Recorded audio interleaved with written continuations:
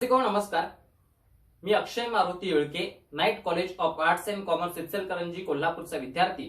विषय मांडतोय नवीन कृषी कायदे आणि आजचा शेतकरी. मित्रांनो, 21व्या शतकात जगणारे आपण सारे, डिजिटल क्रांती झालेल्या युगातील नवतारे आपण सारे. आपण जगातला कुठलाही फोटो, कुठलीही चित्रफिती, कोणतंही गाणं दुसऱ्याच सेकंदाला मोबाईलवर डाउनलोड करत असालही, मात्र ज्यावेळेस पोटात भुकेचा खड्डा पडतो त्यावेळेस भाकरी डाउनलोड करून देणारे एखादं तरी ऍप्लिकेशन त्या प्ले स्टोअरवर आहे का हो? नसेल तर सरकार असं एखादं ऍप्लिकेशन लॉन्च करणार आहे का की ज्याच्या माध्यमातून आम्हाला भाकरी डाउनलोड करून घेता येईल? जर सरकार असं एखादं ऍप्लिकेशन लॉन्च करणार असेल तर दिल्लीच्या चौकामध्ये 4 डिग्री सेल्सिअस तापमानामध्ये बसून कुडकुडत आंदोलन करणाऱ्या त्या बळीराजाचं म्हणावं तितकं दुःख माझ्या काळजावर होणार नाही. पण जर सरकार असं एखादं ऍप्लिकेशन लॉन्चच करू शकत नसेल तर मात्र उभ्या जगाच्या भाकरीची व्यवस्था करणाऱ्या या बळीराजाला असं कुडकुडताना मी कदापि पाहू शकत नाही.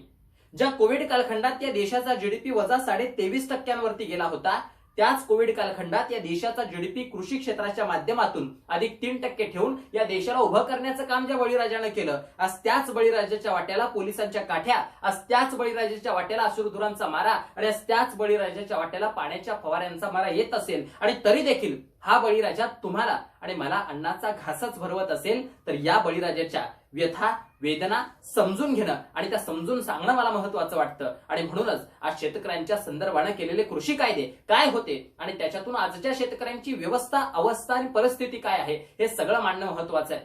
मित्रांनो, आपण जर पाहिलं तर 1951 साली या देशाच्या कृषी क्षेत्राचा वाटा हा जीडीपी मध्ये 51% होता, पण आज दुर्भाग्यानं तो 17.4% राहिलेला आहे. पण तरीही आज या देशातील तब्बल 48.9% जनता ही कृषी आणि कृषी संलग्न क्षेत्रांवर अवलंबून आहे आणि म्हणून या देशाच्या अर्थव्यवस्थेचा कणा हा आजही इथलं कृषी क्षेत्र आहे हे पहिल्यांदा आपण लक्षात घेतलं पाहिजे. पण या कृषी क्षेत्रामध्ये शेतकऱ्यांची अवस्था काय आहे? आज शेतकरी नेमकं काय म्हणतोय तर आमच्या कोल्हापूर मधल्या संदीप जगताप नावाचा शेतकरी म्हणायला लागतो की आता कोणीच घेत नाही म्हणून तांबाट्याभर रस्त्यात ओतला जातोय, गाजर मुळीला चिरडून टाकलं जातंय पोळीमध्ये आणि कांदा तर आमच्या सारखाच चढवला जातोय चाळीमध्ये.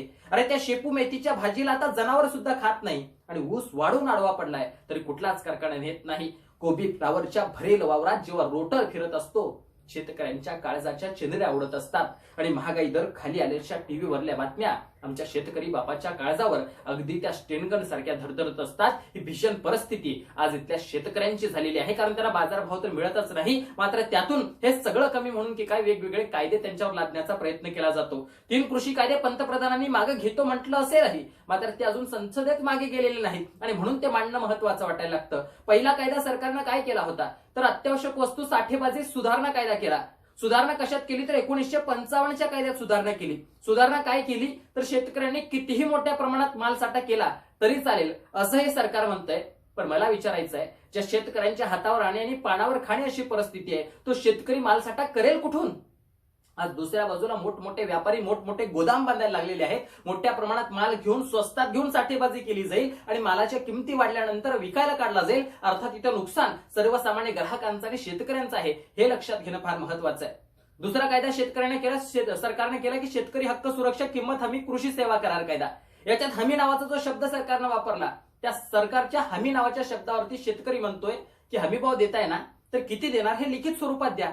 मात्र सरकार म्हणते हमीभाव देऊ मात्र किती देणार हे लिहून देणार नाही. आज दुर्भाग्य बघा, देशातल्या मोठमोठ्या व्यापाऱ्यांना त्यांच्या मालाचं एमआरपी ठरवण्याचा अधिकार आहे. ते मॅक्झिमम रिटेल प्राइस ठरवतात, मात्र स्वतः घाम गाळून पिकवलेल्या पिकाचा एमएसपी किमान आधारभूत किंमत ठरवण्याचा अधिकार इथली व्यवस्था इथल्या शेतकऱ्यांना देत नाही. फार दुर्भाग्याचं आहे. इतकंच काय तर या कायद्यामध्ये कॉन्ट्रॅक्ट फार्मिंगची सरकारनं तरतूद केली.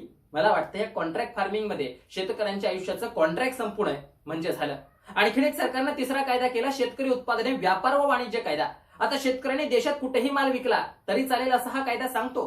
पण मला विचारायचं आहे, त्याच सरकारमधले मध्य प्रदेशचे मुख्यमंत्री शिवराज सिंग चौहान असं म्हणतात की मी माझ्या राज्यामध्ये इतर शेतकऱ्यांचा माल येऊ देणार नाही आणि जर आलाच तर तो सीमेवरती जप्त करेन. अर्थात इकडे आड आणि तिकडे विहीर अशी परिस्थिती या शेतकऱ्यांची सरकारनं केलेली आहे हे लक्षात घेणं फार महत्वाचं आहे. म्हणून शेतकरी नाईलाजानं आंदोलन करतोय आणि हेच आंदोलन ज्यावेळेला पंजाबकडून दिल्लीच्या दिशेने जात होतं त्यावेळेला अरविंद केजरीवाल आपल्या स्वतःच्या मुलाखतीमध्ये सांगतात की केंद्र सरकार त्यांच्याकडे दिल्लीमध्ये असणारे 9 स्टेडियम जेल बनवण्याची परवानगी मागतं आणि अरविंद केजरीवाल त्याला मनाई करतात, कारण त्यांना माहित होतं तिथं सगळ्या शेतकऱ्यांना कैद केलं गेलं असतं, आंदोलन दाबण्याचा प्रयत्न केला असता म्हणून त्यांनी नकार दिला दिला. मात्र त्यावेळेला त्यांच्या वाट्याला काय आलं तर अरविंद केजरीवाल यांच्या राहत्या घरामध्ये त्यांना 3 दिवस नजरकैद ठेवण्यात आलं. इतकंच काय तर दिल्लीचे उपमुख्यमंत्री असणारे मनीष सिसोदिया यांच्या घरामध्ये घुसून 20 गुंडांनी तोडफोड केली, तरी सुद्धा कुठलीही एफआयआर दाखल केली गेली नाही. विचार करा, एखाद्या मुख्यमंत्र्याची उपमुख्यमंत्र्यांची ही अवस्था होत असेल तर सर्वसामान्य शेतकऱ्यांची अवस्था आंदोलनावेळेला नेमकी काय झाली असेल.